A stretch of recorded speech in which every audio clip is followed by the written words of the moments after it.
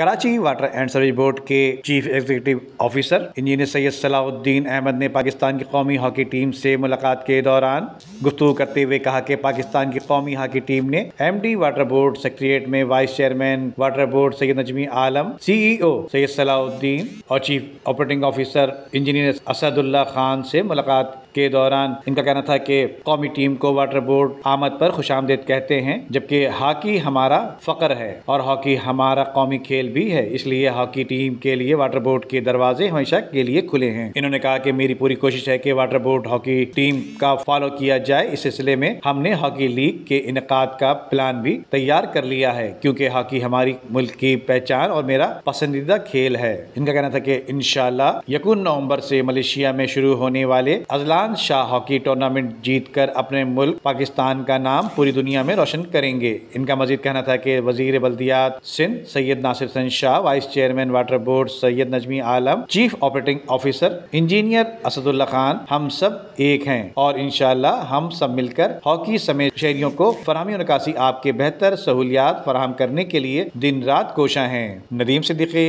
Metro 7 Pakistan. उम्दा में पकाएं और जी भर के खाएं।